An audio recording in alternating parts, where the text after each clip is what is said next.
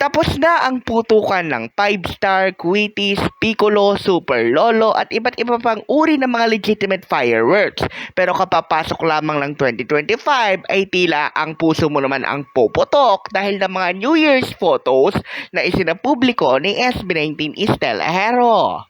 Makikita kasi sa kanyang mga New Year's Day greetings ang mas pinabagong itsura na kahit ang kanyang pagboblower ay hindi pinatawad. Ngayong Enero 2 nga ay umabot na ng 21,000 reactions ang photo album ni Stel at sa daan-daang comments na ating nakita dito sa Mabuhay Radio News Team ay tiyak na sasabog na kung may hawak lamang na cellphone ang tubong Las Piñas na SB19 member at dating The Voice Kids dyan.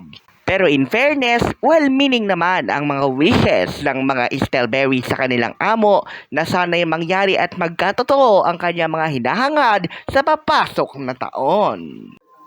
Samantala, ngayong Webes din mga kamabuhay ay usap-usapan sa mga social media platforms at mga forum ng mga 18 ang pansamantalang pagpapalit ng profile picture ng official social media pages ng SB19 sa generic background ng kanilang logo at isang panoramic shot nilang 5 sa loob ng isang concert hall.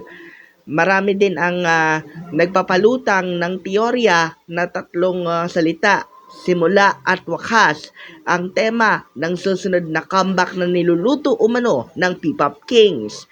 Tingnan natin sa mga susunod na araw kung ano nga ba ang magiging bunga ng pag-uusap na ito or bulong-bulungan ng mga fans sa 2025 comeback umano ng P-Pop Kings. Para sa Mabuhay Radio News, sa walang takot, walang pinapaboran, ito ang Senbatsu Patrol number 2, Steven Sarastro Perez.